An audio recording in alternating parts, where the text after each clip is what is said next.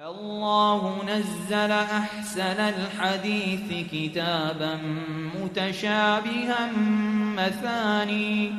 مثاني تقشعر منه جلود الذين يخشون ربهم ثم تلين جلودهم وقلوبهم إلى ذكر الله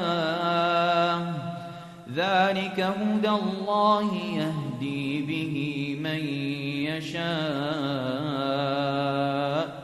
ومن يضلل الله فما له من هاد. الحمد لله رب العالمين والعاقبة للمتقين والصلاة والسلام على سيد الأنبياء والمرسلين نبينا محمد صلى الله عليه وسلم وعلى آله وأصحابه أجمعين. أما بعد، فأعوذ بالله من الشيطان الرجيم. إنما التوبة على الله للذين يعملون السوء بجهالة ثم يتوبون من قريب. ډیرو محترمو قدرمنو مشرانو، کشرانو، ځوانانو، خویندو، میندو، السلام علیکم ورحمة الله وبرکاته. زمونږ استاسو د دې حلقې د درس عنوان دی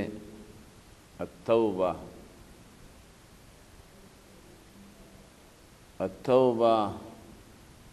إلى الله سبحانه وتعالى. الله جل شانه ته توبه ویستل، هغه ته رجوع کول او د خپلو ګناهونو نه لاس په سر کېدل. توبه داسې یو عمل دی چې دا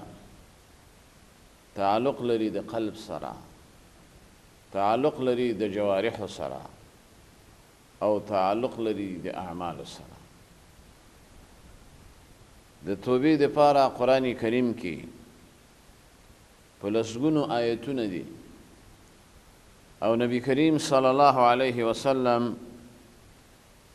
صحیح احادیث دی په دې باب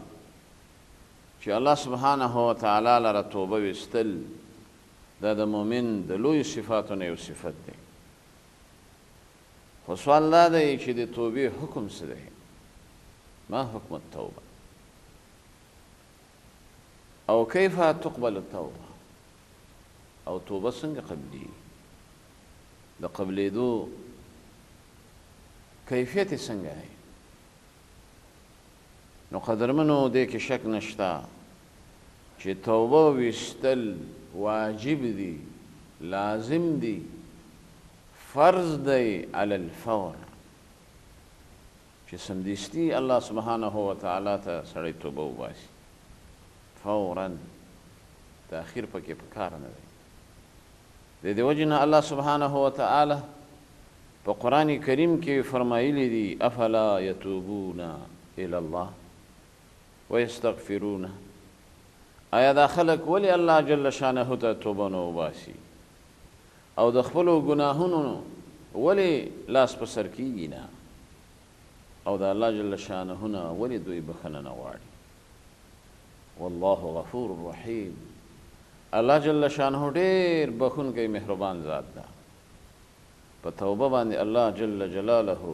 ډیر زیات خوشحالي چې یو څوک ګناه وکړي، ګناهګار وي او الله ته دی توبه وباسي. بلکې حدیث کې راځي التائب من الذنب کمن لا ذنب له. یو چا چې الله ته توبه وویسته د خپلو ګناهونو نه، وایي دا داسې دی لکه سره یې چې ګناه کړي دي. الله سبحانه وتعالی هغه توبه قبلی، وهو الذي يقبل التوبه. الله غزاد دی چې هغه توبه قبلی. ويعفو عن السیئات او بیا د ګناهونو نه معافیم هغه ذات کوي ويعلم ما تفعلون الله ته پته ده چې تاسو کوم اعمال کوئ په ورځ کې کوئ شپه کې کوئ ځان لی کوئ یوازې کوئ او جماعي شکل یې کوئ په دې ټولو الله جل شانه خبردار دی توبه داسې یو صفت دی چې نبی کریم صلی الله علیه وسلم هغه هم الله ته توبه ویستله په ورځ کې به یې اویا کرته الله ته رجوع کوله استغفار به یې سره د دې چې معصوم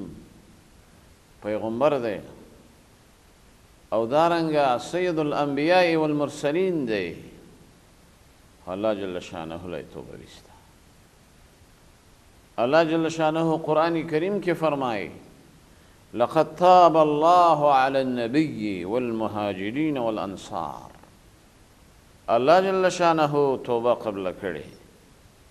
د پیغمبر او د صحابه که هغه مهاجرو که انصارو نو توبه د یو ډېر اوچت صفت دی آدم علیه السلام الله له توبه ویستي او الله جل شانه یې توبه قبله کړې هغه دعا یې چې کړې ربنا ظلمنا انفسنا وان لم تغفر لنا وترحمنا لنكونن من الخاسرین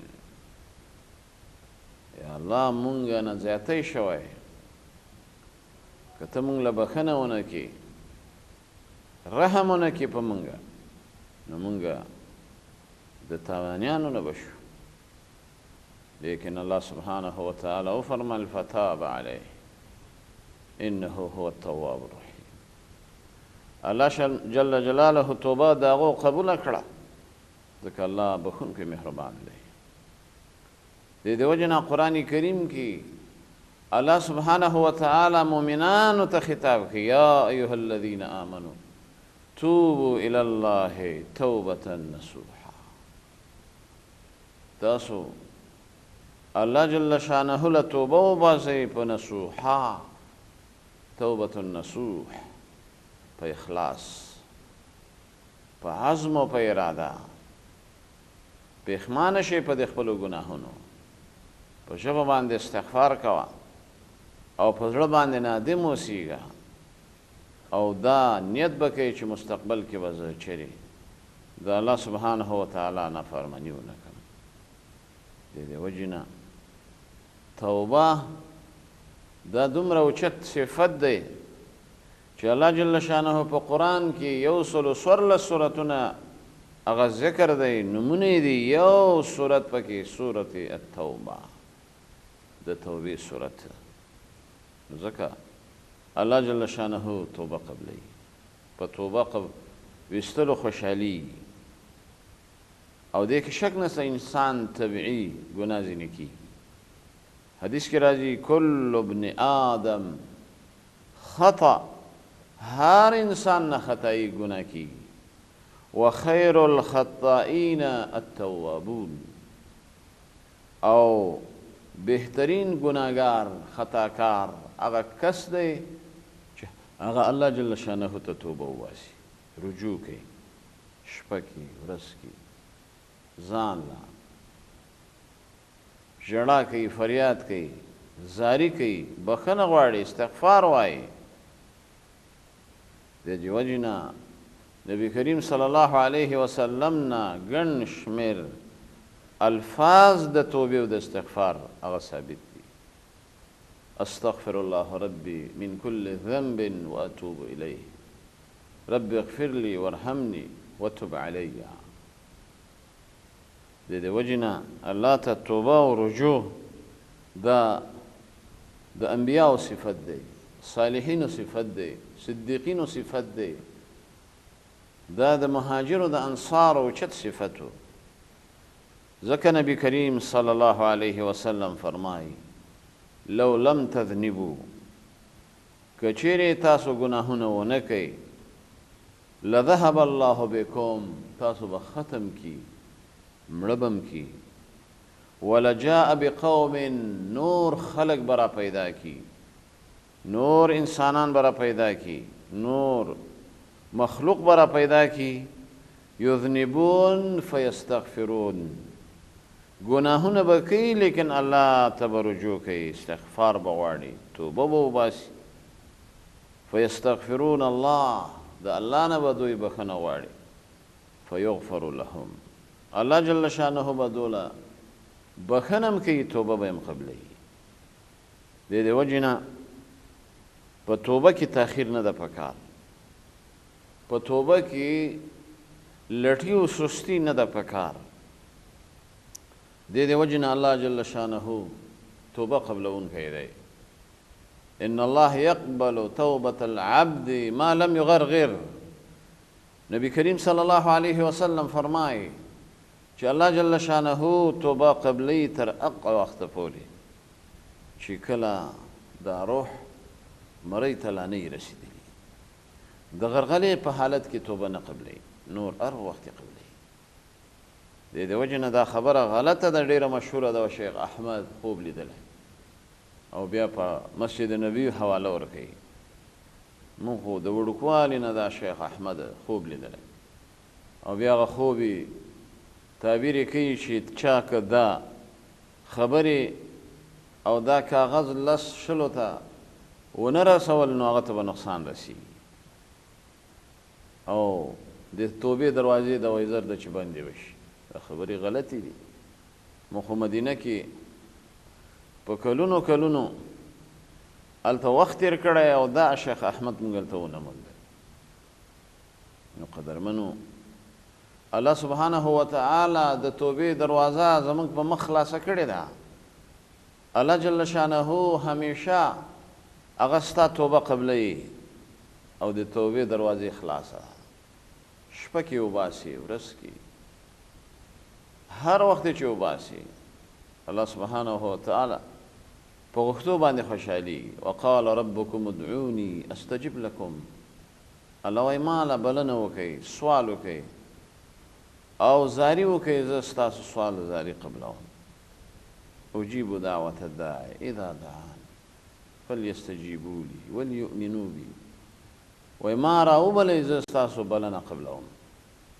په ما یقین وساتئ ما نه وغواړئ د دې وجې نه الله ته رجوع کول توبه ویستل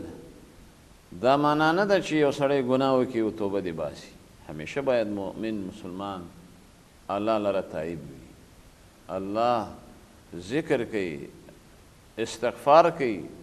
بخښنه غواړي د دې وجې نه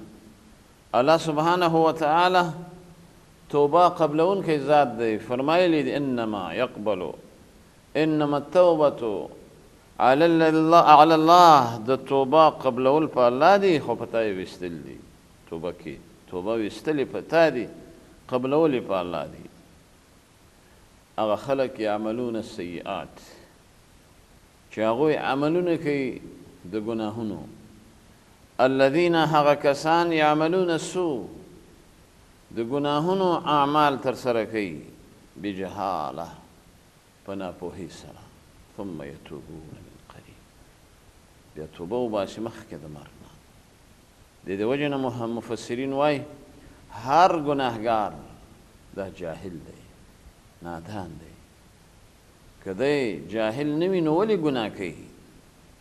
د دې وجې نه یو سړي دا عقیده وي چې الله لره زما پیشي ده الله لره به ورځم بیا څنګه ګناه کوي د دې وجې نه الله سبحانه وتعالی فرمایلی دي الی مرجعکم ما لره ستاسو واپسي ده فانبئکم بما کنتم تعملون بیا به خبر درکم تاسو ته په هغه څه چې تاسو په دنیا کې کوله پټ او ښکاره انفرادي او اجتماعي په کورونو کې بازارونو کې په کومو ځایو کې چې تاسو ګناهونه کوله الله سبحانه وتعالی هغه خبیر دی علیم بذات الصدور دی نو د دې وجې نه قدرمنو توبه دا شروط لري د توبې یو شرط هغه دا دی د ویستلو د قبلېدلو چې ته به الاقلاع عن الذنب ګناهونه به پرېږدي ترک یې غلا دې کوله غلا به پرېږدي زنا دې کوله زنا به پرېږدي غیبت دې کوه غیبت به پرېږدي او بل دا الندم على ما فات هغه څه چې دې کړي په هغه به پښیمانه یې نادم به او دارنګه عزم به کوې په مستقبل کې على عدم العودة الى المعصیه چې زه به بیا ګناه نه کوم غیبت به نه کوم ظلم به نه کوم د چا مال به نه خورم د چا په عزت ابرو تعرض به نه کوم دارنګه خیانت به نه کوم جنگ جګړه به نه کوم په دې باندې عزم وکړي نو الله ستا دا توبه قبلي او ستا توبه توبه ده څلورم شرط هغه دی چې کله د حق د مخلوق هغه تا سره وي نو ته به د صاحب د حق نه بخښنه وغواړې او یا به د خپل حق هغه ته واپس کړي رد المظلمه چې ورته وایي نو بیا شک نشته چې ان الله یقبل توبة العبد الله سبحانه وتعالى بیا توبه قبلوي دې وجنا الله سبحانه وتعالى په سورة النور کې فرمایي توبوا الى الله جميعا ايها المؤمنون اے مؤمنانو تاسو الله جل شانه ته توبه وباسئ او دې دپاره چې کامیاب شي د کامیابی یو سبب د اسبابو توبه ویستل دي او توبه هغه په ژبه استغفار دی په زړه باندې ندامت دی په جوارحو باندې تکرار نه کول دی د ګناهونو نو بیا ته په توبه کې صادق یې یو خو زموږ او ستاسو د عرف توبې غوږونه ونیسي توبه توبه په نصوحا مې د توبې دا اصلي توبه نه ده بیا چې ګورې ګناه کوي معصیت کوي الله جل شانه دې موږ او تاسو له د توبې ویستلو توفیق نصیب کړي مخکې د مرګ نه مخکې د دې نه چې د دنیا نه سترګې پټې کړو الله ته توبه وباسو د الله حق ادا کړو د مخلوق حق هغه موږ سره هغه ورته وسپارو او د هغو نه معافي وغواړو ځکه حق الله معافیږي الله یې معافوي حق العبد چې بنده یې معاف نه کړي نه معافي الله سبحانه وتعالی دې زموږ ستاسو کړي ګناهونه معاف کړي او الله جل شانه دې زموږ او ستاسو طاعات و عبادات و اخلاقیات هغه نصیب کړي او الله جل شانه دې زموږ او ستاسو په حال باندې رحم وکړي الله دې موږ ته د استغفار هغه د ذکر و اذکار او د دعاګانو توفیق هم نصیب کړي سید الاستغفار اللهم إني أستغفرك اللهم إني أستغفرك اللهم إني عبدك وابن عبدك وابن أمتك ناصيتي بيدك ماض في حكمك عدل في قضاؤك أسألك بكل اسم هو لك سميت به نفسك أو أنزلته في كتابك أو علمته أحدا من خلقك